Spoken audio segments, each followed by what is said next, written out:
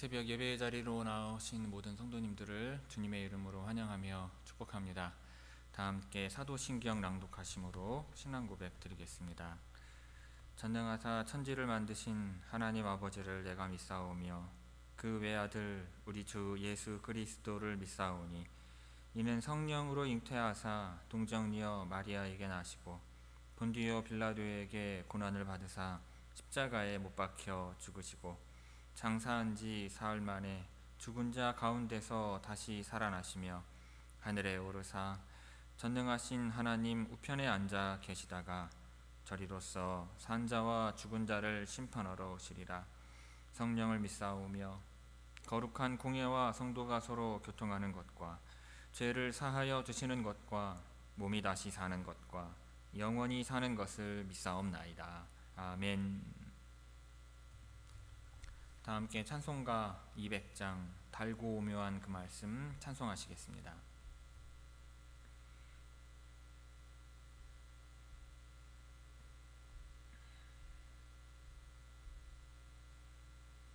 찬송가 200장입니다.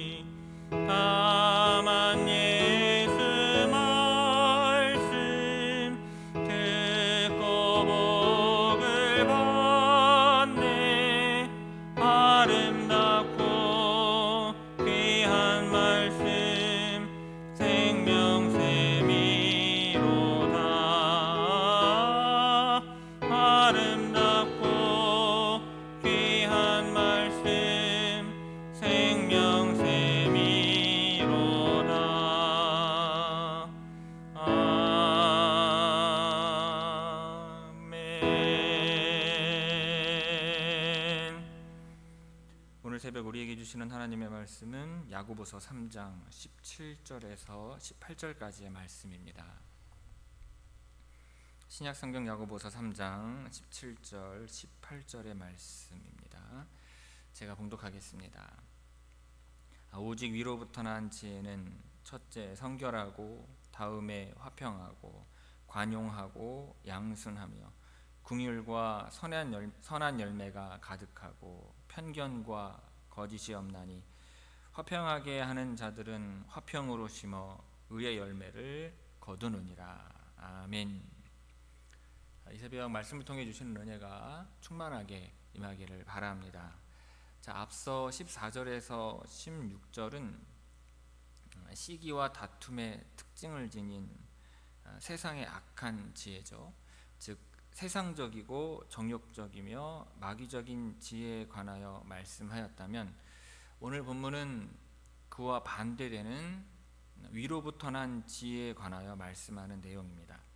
위로부터 난 지혜가 어떤 것인지, 또 그 지혜가 어떤 열매를 가져오는지를 말씀하고 있는 것입니다. 17절은 위로부터 난 지혜라는 말로 시작을 하는데, 위로부터 난이라는 말은 이 땅에 근거를 두지 않고 오직 하나님께로부터 시작되는 것을 말합니다. 이 지혜는 하나님의 지혜로서 세상으로부터 난 지혜와는 완전히 정반대의 속성을 지니고 있습니다. 또한 이 지혜는 하나님이 주시는 은사로서 교회를 위한 축복의 열매를 맺도록 하게 하는 것입니다. 자, 야고보는 바울이 말한 성령의 9가지 열매와 비슷한 형식으로 하나님에게서 난 지혜의 8가지 구체적인 특성을 열거하고 있습니다. 자, 먼저 이 지혜의 첫 번째 속성 혹은 열매는 성결입니다. 성결이라고 하는 단어는 순결한, 순수한이라는 뜻으로 부정하거나 더럽지 않음, 그리고 두 마음을 품지 않는 것을 의미합니다. 하나님의 말씀이 순결한 것처럼, 또한 의인의 길이 굽지 않고 순수한 것처럼 하늘로부터 온 지혜를 가진 사람은 순수한 것입니다. 그러한 사람은 하나님의 선명하고 분명한 말씀을 왜곡 없이 따르려고 하고, 하나님 앞에서 항상 동일한 모습을 보이려고 힘쓰는 사람입니다. 위로부터 난 지혜의 두 번째 속성은 화평입니다. 화평하고라는 단어는 문자 그대로 평화로운 또는 평온한이라는 뜻을 가지고 있습니다. 혼동으로부터 나온 세상의 지혜와 대비가 되고요, 이 지혜를 지닌 성도는 평화를 사랑하고 화평을 만들어가는 사람입니다. 위로부터 난 지혜의 세 번째 속성은 관용입니다. 이 관용하고라는 단어는 온화한, 온순한, 공정한이라는 뜻으로 세상의 지혜를 가진 독선적이고 오만한 사람의 마음과는 달리 참을성과 이해심이 많고 관대하며 친절한 마음을 의미합니다. 그리고 네 번째 속성은 양순입니다. 양순하고라는 말은 쉽게 순종하는, 고분고분한이라는 뜻입니다. 이것은 거칠고 완고한 것과는 반대로 하나님의 말씀에 대해 온당하고 유순하게 받아들이는 것을 의미합니다. 다섯 번째 속성은 긍휼과 선한 열매가 가득하다는 것입니다. 긍휼은 고통 가운데 있는 죄인들을 향한 하나님의 자비, 동정심을 의미합니다. 하늘의 지혜를 가진 자는 사람의 지혜로부터 나오는 냉정함과 냉랭함과는 달리 도움이 필요한 자에게 긍휼의 마음을 가지고 자비와 동정심을 아끼지 않는 사람인 것입니다. 그리고 여섯 번째 속성은 선한 열매입니다. 선한 열매는 긍휼의 결과로 나타나는 구제로 우리가 이해할 수 있겠습니다. 그리고 일곱 번째 속성은 편벽이 없다는 것입니다.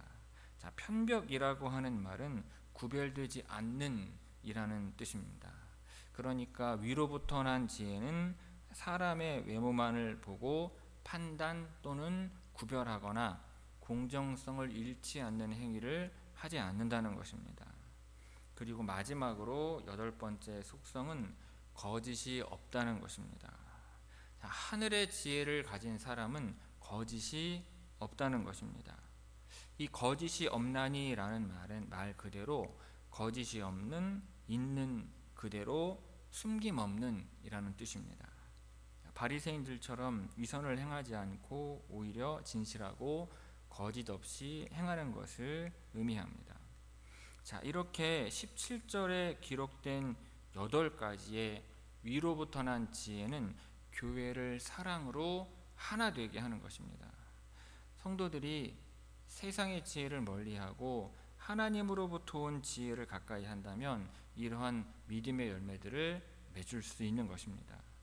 그리고 다른 한편으로는 이러한 열매를 맺는 사람들만이 진정한 지혜와 총명을 가진 자로서 선생의 자격이, 말씀을 가르치는 자로서의 자격이 있는 사람들이라 할 수 있는 것입니다. 자, 그리고 이제 이어서 18절에서 야고보는 이 세상적인 지혜를 자랑하며 시기와 다툼을 일으키는 교회의 무리들을 향하여 선포하는데, 17절에서 언급하고 있는 위로부터 난 지혜의 특성 가운데 하나인 이 화평의 동목을 다시 한번 강조하면서 말씀을 마무리하고 있습니다. 자, 이 화평은 싸움과 다툼과 분쟁과 이 요란이라는 세상적인 지혜의 속성과는 대조적인 속성입니다. 화평은 그러한 악한 세상적 지혜의 열매들로 몸살을 앓는 이 교회 공동체를 하나 되게 하는 것으로서 하늘에서 난 지혜의 여러 특징들을 아우르는 덕목이기도 합니다. 한편 화평케 하는 자들은요, 의의 열매를 거둡니다. 자, 의의 열매는 이 17절에서 언급하고 있는 위로부터 난 지혜에 속한 모든 속성들을 포함하는 말입니다. 교회 안에서는요, 소란한 일들이 가득하기보다는 하늘로부터 온 지혜의 열매, 즉 의의 열매인 평화가 깃들어야 하는 것입니다. 왜냐하면 교회는 이 세상의 평화를 가져온 예수 그리스도를 믿는 거룩한 백성들의 모임이기 때문입니다. 지금 야고보는요, 이 화평을 이루려 하는 자가 하나님의 아들이라 일컬음을 받는다는 그 예수님의 산상설교의 교훈의 말씀을 따르고 있는 것입니다. 그러므로 오늘날의 그리스도인들도 이 같은 야고보의 권면처럼 교회 내에서 다른 사람들과 다툼을 일으켜 분열을 낳지 말고 오직 평화의 열매만을 맺을 수 있어야 할 것입니다. 그러기 위하여 위로부터 온 지혜를 따라 은혜로운 삶을 충실히 살아가야 할 것입니다. 17절, 18절 말씀 우리 천천히 함께 봉독하도록 하겠습니다. 17절, 18절 말씀입니다. 자, 오직 위로부터 난 지혜는 첫째 성결하고 다음에 화평하고 관용하고 양순하며 궁율과 선한 열매가 가득하고 편견과 거짓이 없나니 화평하게 하는 자들은 화평으로 심어 의의 열매를 거두느니라. 아멘. 성도 여러분, 누구나 지혜 있는 자가 되기를 원합니다. 그런데 유의할 것은요, 이 땅의 지혜는 하나가 아니라 둘이라는 사실입니다. 야고보는 위로부터 난 지혜가 있고 땅에 속한 지혜가 있다고 말을 합니다. 이 땅에 속한 지혜는 지혜라고 이름 붙이기보다는 권모술수, 잔꾀라고 부르는 것이 더 어울리기도 합니다. 그런데 성도로서 추구해야 할 지혜는 마땅히 위로부터 난 지혜인 것입니다.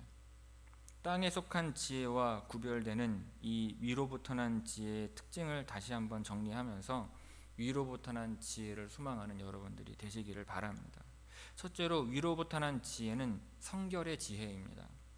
17절을 다시 보면 위로부터 난 지혜는 첫째 성결하고 라고 하였습니다. 그 지혜가 위로부터 난 지혜인지 땅에 속한 지혜인지는 열매를 보면 알 수 있는데, 위로부터 난 지혜가 맺는 첫 번째 열매는 성결인 것입니다. 땅에 속한 지혜는요, 정욕을 추구하고 정욕의 열매를 맺습니다.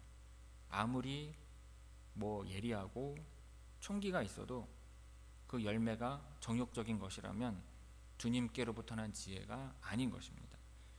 세상의 눈으로 볼 때는 조금 답답해도 성결과 거룩을 추구하는 진정으로 지혜로운 인생이 다 되시기를 바랍니다. 둘째로 위로부터 난 지혜는 화평의 지혜입니다. 성결에 이어서 다음에 화평하고 라고 말합니다. 세상이 추구하는 지혜는요, 상대를 제압하는 파괴적인 지혜입니다. 16절에는 세상의 지혜가 맺는 열매에 대해 말하기를 시기와 다툼이 있는 곳에는 혼란과 모든 악한 일이 있음이라 하였습니다. 물론 살아가면서 상대를 제압하는 그 손자병법식 지혜도 우리의 삶의 일정 부분 필요합니다. 하지만 성도로서, 주님의 자녀로서 추구해야 할 지혜는 그보다 더 깊고 그보다 더 거룩한 지혜입니다. 시기가 아니라 화평을 추구해야 하고요, 다툼이 아니라 평화를 열매로 맺는 지혜여야 하는 것입니다. 셋째로, 위로부터 난 지혜는 진실의 지혜입니다. 17절 하반절에 보면 위로부터 난 지혜의 마지막 특징을 소개하고 있습니다. 이를 보면 편견과 거짓이 없나니 라고 말합니다. 세상 지혜는요, 지혜라는 이름으로 거짓을 끌어오기도 합니다. 상대를 속이는 거짓을 두고서 지혜롭다고 말하기도 하는 것입니다. 그러나 성경이 가르치는 지혜, 주님의 자녀가 추구해야 하는 지혜는 거짓이 아니라 진실의 지혜인 것입니다. 주님께서 진실하시듯 우리도 진실해야 하는 것입니다. 그리고 진실이야말로 가장 강력한 지혜인 것입니다. 성도 여러분, 땅에 속한 잔깨가 아니라 위로부터 난 거룩한 지혜를 추구하는 여러분들이 되시기를 바랍니다. 거룩한 지혜를 통하여서 의의 열매를 맺고 우리의 가정과 교회가 화평케 되는 놀라운 역사가 임하기를 이 시간 주님의 이름으로 축원합니다. 기도하겠습니다. 사랑이 많으시고 은혜가 풍성하신 아버지 하나님, 우리가 스스로 얼마나 지혜롭다고 여기며 살아가는지 모릅니다. 그러나 우리가 말하는 지혜는 세상적인 지혜일 때가 얼마나 많은지요. 하나님, 심지어 다른 사람을 속이면서도 자기가 지혜롭다고 총명하다고 여기는 사람들이 얼마나 많은지 모릅니다. 주님, 우리는 세상적인 지혜를 추구하는 성도가 아니라 하늘의 지혜를 추구하는 성도 되게 하옵시고, 하늘의 지혜를 통하여 의의 열매를 맺고 이 땅을 화평케 하고 가정을 평안하게 하며 교회를 평화롭게 하는 그와 같은 하늘의 지혜를 소유한 주의 성도들 되게 하여 주옵소서. 그리하여 우리가 속한 모든 곳에 화평을 만들어가는 주의 성도들 되게 하셔서 하나님의 축복이 충만히 임하는 그와 같은 처소 되게 하옵시고, 하나님의 사람으로서 화평을 만들어가는 주의 모든 성도들 되게 하옵소서. 하늘의 지혜를 이 시간 접해나와 기도하는 모든 성도들에게 우리 하나님께서 충만히 부어주시고 허락하여 주실 줄 믿사오니 주의 지혜로 우리의 삶을 다스려 주옵소서. 주님의 지혜로 환우들의 질병을 하나님 아버지 치유하여 주시옵시고, 아버지 하나님 깊은 질병의 고통으로 말미암아 아파하는 주의 성도들 하나님 주님의 지혜로 충만케 하여 주셔서 하나님 치유하여 주시고 온전히 회복하여 주시는 놀라우신 주의 은총 허락하여 주옵소서. 그 주님의 지혜가 우리 아이들의 삶을 하나님 아버지 다스려 주시옵시고 인도하셔서 우리의 자녀들이 하나님의 지혜로 지혜롭게 살아가는 주의 자녀들 되게 하옵소서. 가정과 일터도 우리의 교회도 그와 같은 하늘로부터 난 지혜가 충만하게 하실 줄 믿사오며 이 모든 말씀 예수님의 이름으로 기도 올리옵나이다. 아멘. 하늘에 계신 우리 아버지여, 이름이 거룩히 여김을 받으시오며 나라가 임하시오며 뜻이 하늘에서 이루어진 것 같이 땅에서도 이루어지이다. 오늘 우리에게 일용할 양식을 주시옵고 우리가 우리에게 죄 지은 자를 사하여 준 것 같이 우리 죄를 사하여 주시옵고 우리를 시험에 들게 하지 마시옵고 다만 악에서 구하시옵소서. 나라와 권세와 영광이 아버지께 영원히 있사옵나이다. 아멘.